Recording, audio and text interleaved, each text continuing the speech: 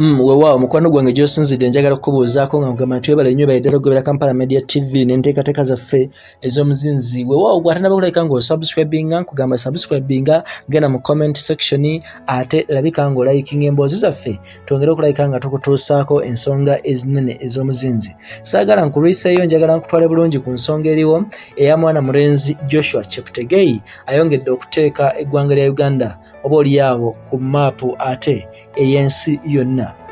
Mwana mulenzi ono Joshua Cheptegei gwenkubuulira gwenkulombojeza amannya g'amatuufu ye Joshua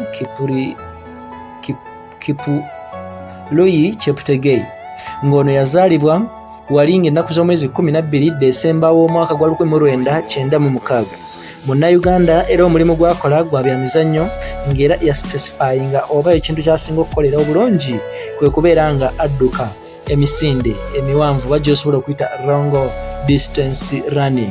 Ono nno ali mu ttiimu eya NN running team era nga akookingibwa omukulu amanyiddwawo ng'obulungi Ade Reita. Kaakati nno Joshua Cheptegei gwenkubuulira musajja muzira nnyo era wentandika okulabika nga nvaayo okulombojeza ebimufaako osobola ddala okutegeera nti ono tekwegamba musajja avuddeyo n'alabika nga ateeka eggwanga lya Uganda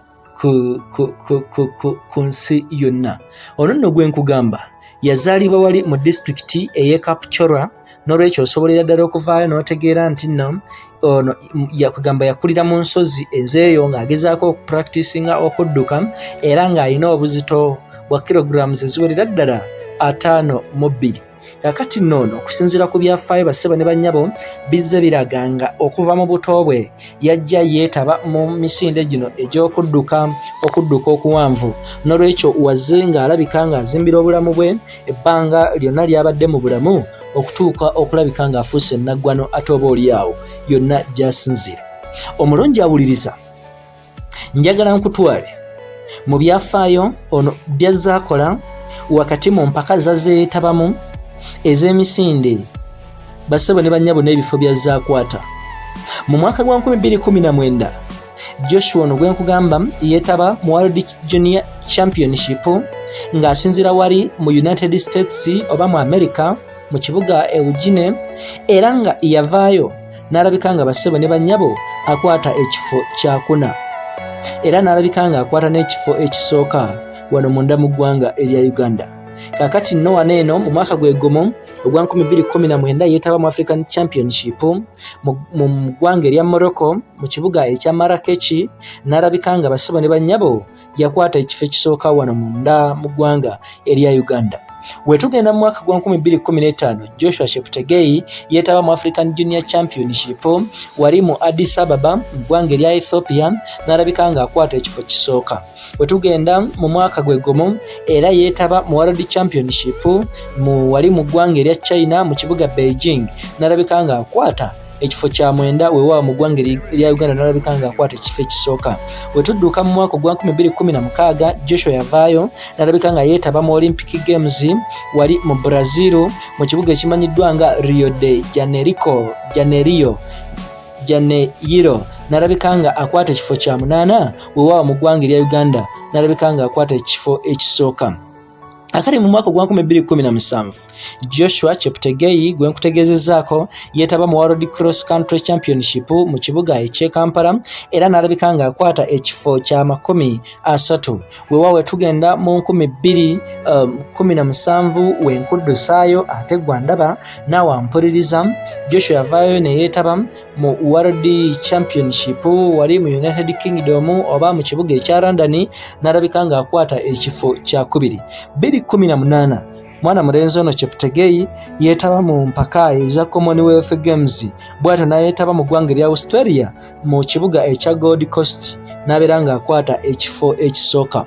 Mu mwaka gwa 2019 ono yeetaba mu World Cross Country Championship era wali mu Denmark mu kibuga ekimanyiddwa nga Aarhus n'abeera nga akwata ekifo ekisooka. Weewaawo mu mwaka gwegumu gwa 2019 ne yeetaba mu World Championships wali mu ggwanga erya Qatar mu kibuga ekya Doha. Kaakati nno wenvaayo n'enkuwa ebyafaayo ebirala by'azaakola wakati ono kwegamba ye akoze rekodi ey'ensi yonna nga ye musajja ow'ekkumi ngambye mu nsi yonna ye musajja ow'ekkumi eyakavaayo neyeetaba mu misinde ejja mita egiwerera ddala 50,000 weewaawo ne mita eziwerera ddala 1,000 bassebo ne bannyabo ate n'agenda mu maaso okulabika nga agiwangula mu mwaka ogwa 2020. N'olwekyo osobola okuvaayo n'otegeera obuzito bwe n'engeri gy'azze alabika nga atabalamu amawanga gano ng'agenda mu maaso n'okulabika nga ate awangula empaka zino zazze alabika nga yeetabamu. Kati mu kaseera kano n'olwekyo tekivaayo ne kirabika nga kikwewuunyisa ono okulabika nga avuddeyo n'alabika nga yeetaba mu mpaka ez'emisinde gye yaakasembayo kati weewaawo gy'agenza okulabika nga awangula n'ateeka bannayuganda ku maapu y'ensi yonna. Mu kaseera kano ono bali mmujagulizaako era ng'ayongedde okulabika nga awanika bendera ey'eggwanga lya Uganda naddala bwe twogera ku kisaawe kino eky'ebyemizannyo, n'olwekyo nga tosobola kuvaayo oba oliawo n'olabika nga omuyisaamu kugamba agengege.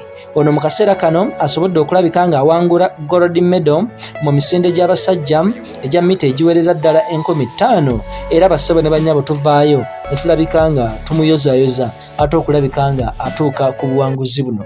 Nkugamba nti weekumire Kampala Media TV twongere okutuusaako enteekateeka zaffe ez'omuzinzi weewaawo ez'omutindo nga tuyozaayoza mwana mulenzi Cheptegei okuvaayo ate n'atutumula ebyemizannyo wano munda mu ggwanga erya Uganda. Sigala nga otugoberera, subscribinga, likinga, commentinga, tugoberere ku Facebook, teesa wamu naffe oyongere okugoberera ensonga ez'omuzinzi weewaawo ze weetaaga okumanya. Yonna gy'osinzidde gwe Munnayuganda ate nammwe abali eyo emitala w'amayanja nga mutugoberera wano ku mpeereza ez'omuzinzi. Are you all my personal dreams?